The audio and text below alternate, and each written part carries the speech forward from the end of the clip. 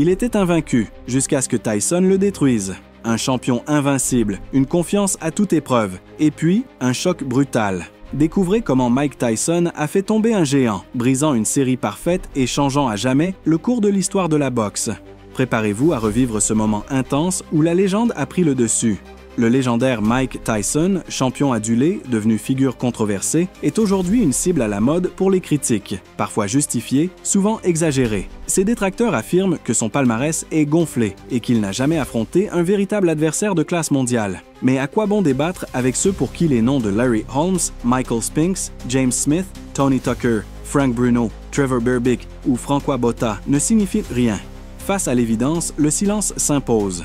26 juillet 1986. Le choc contre Marvis Frazier. Marvis Frazier, fils du mythique Joe Frazier, n'était pas un simple nom. C'était un boxeur doué, technique, prometteur. Il avait déjà battu des combattants redoutables comme James Broad, Joe Bugner, James Tillis, José Ribalta et James Smith. Lorsqu'il monte sur le ring face à Tyson, il n'a qu'une seule défaite, contre Larry Holmes, stoppé dès le premier round.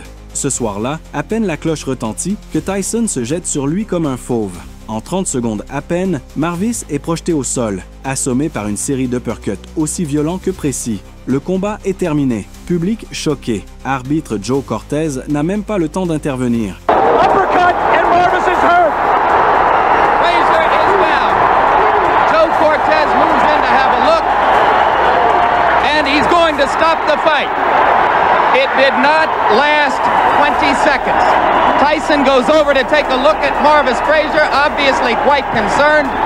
A terrific uppercut. The same punch with which Tyson knocked out. C'est déjà fini. Après cette déroute brutale, Frazier remporte encore 3 combats avant de raccrocher les gants à l'automne 1988. Beaucoup s'accordent à dire qu'avec une progression mieux gérée, sa carrière aurait pu être bien différente.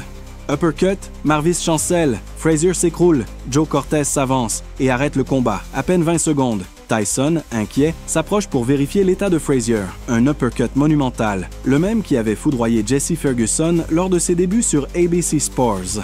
16 octobre 1987, le défi Tyrell Biggs. Tyrell Biggs, champion olympique en 1984, arrive invaincu. 15 combats, 15 victoires. Il a battu Lennox Lewis chez les amateurs et dominé des vétérans comme James Tillis et Reynaldo Snipes. Élégant, technique, rapide, Biggs représentait le profil type du boxeur que certains disaient « fait pour battre Tyson », mais sur le ring, les promesses ne suffisent pas. Ce qui compte, c'est la violence des coups, l'instinct du prédateur et la capacité à encaisser. Ce soir-là, Tyson ne laisse aucune place au doute. Tyrell Biggs a connu le même sort que Marvis Frazier. Je ne blâme personne pour ce qui s'est passé. Je voulais ce combat contre Mike. Je croyais vraiment pouvoir le gérer, se souviendra Biggs des années plus tard. Before the punch actually is thrown. Well, whatever he does, the fact that Tyson has the setup, he's trying for the head. That was a good shot by Tyson. Use the jab again, and come with that right hand. That was a quick little overhand right by Philo Stevenson, and I admit it was 5 years ago, but he really bothered me. There is the hook, again, because his hands are down. Biggs is starting to become a stationary target, which is wrong. Right hand by Tyson. That is exactly what Biggs must do.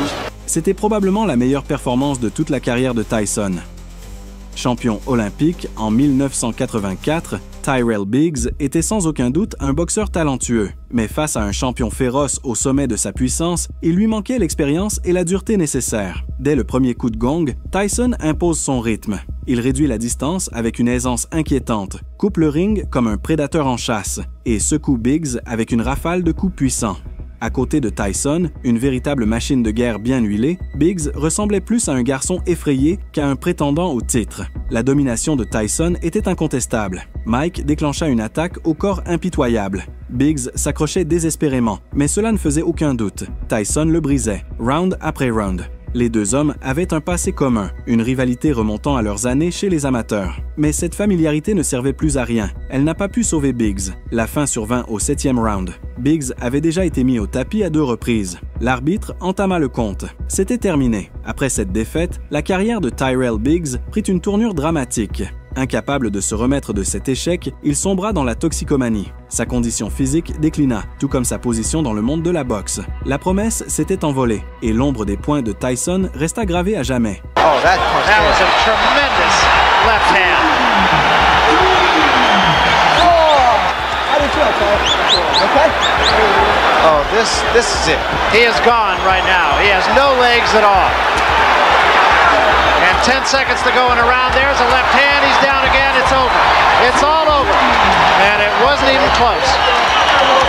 And a big one, and I feel like I'm being redundant with that, but he hit him with many big left hands, Ray. Well, look at the right hand of Tyrell Biggs. It's down, and the left hook has been landed from round one. Here's the final knockdown now.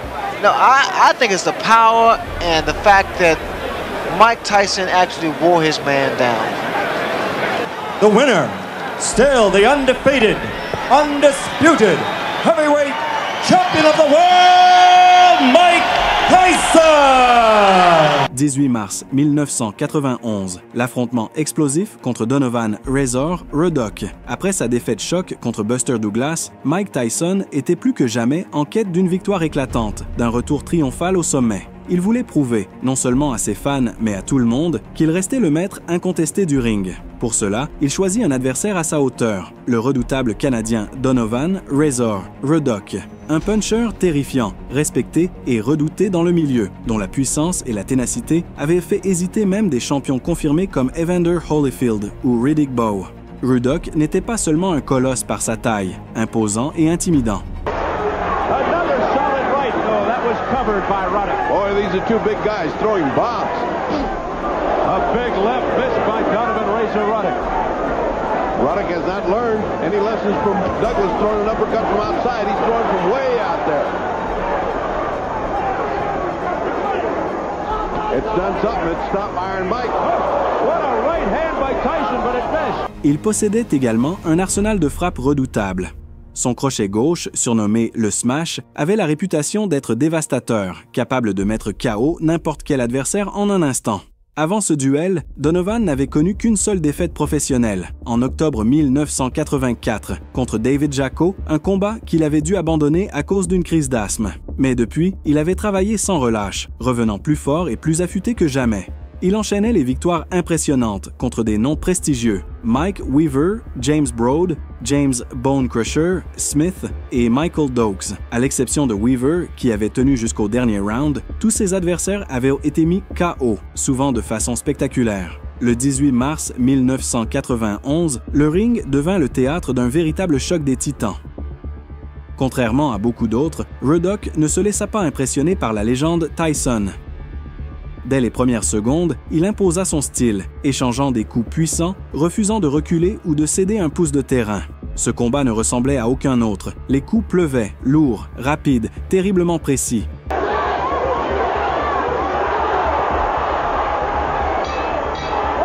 Tyson hitting afterwards. And the bad blood carries over.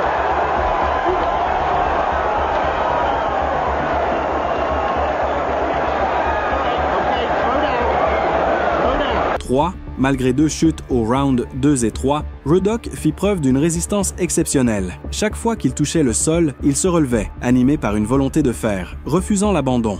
Tyson lui-même reconnut plus tard avoir senti la puissance des frappes de Ruddock, particulièrement ce crochet gauche, véritable marteau, qui avait réussi à le surprendre à plusieurs reprises. Le tournant décisif survint au 7e round. Tyson, reprenant l'initiative, lança une série de frappes brutales, harcelant Ruddock et le mettant à rude épreuve. L'arbitre Richard Steele, vigilant, jugea que le Canadien ne pouvait plus défendre efficacement et intervint pour arrêter le combat. Cette décision provoqua une vague de polémique immédiate. Ruddock, furieux, ainsi que son équipe, contestèrent vivement l'arrêt, convaincus qu'il aurait pu continuer à se battre. Cette controverse enflamma les débats et attisa la curiosité du public. Le combat avait laissé des traces, tant sur le ring que dans les esprits.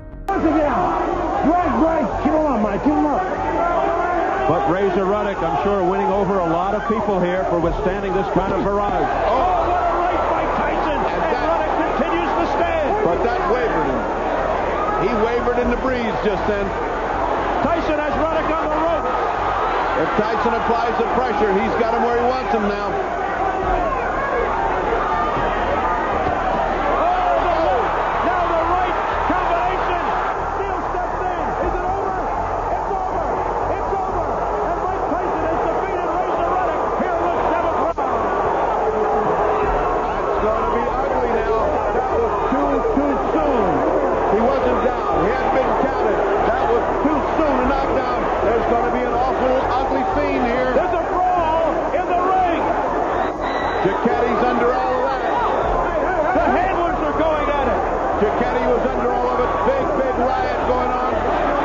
Face à la pression et à l'engouement, une revanche fut rapidement organisée, prévue pour le 28 juin 1991. Ce second acte promettait d'être aussi intense, dramatique et mémorable que le premier, voire plus encore. Cette fois, le combat a été d'une intensité rare et s'est déroulé sur toute la distance prévue. Deux gladiateurs se sont affrontés, déterminés à ne rien céder, ni à leur adversaire, ni à eux-mêmes. Dès les premiers rounds, l'atmosphère était électrique. Au deuxième et quatrième round, Ruddock a été mis à terre, mais sa résilience a été tout simplement incroyable.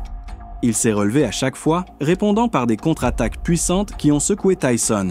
Mike Tyson, habituellement dominateur, était visiblement irrité et déstabilisé par les revers caractéristiques de Ruddock qui le prenaient souvent par surprise. Ce combat brutal a laissé des traces profondes chez les deux boxeurs. À la fin du match, Ruddock a quitté le ring avec la mâchoire fracturée, un véritable témoignage de la violence du duel, tandis que Tyson souffrait d'un tympan perforé, un prix lourd à payer pour cette bataille acharnée.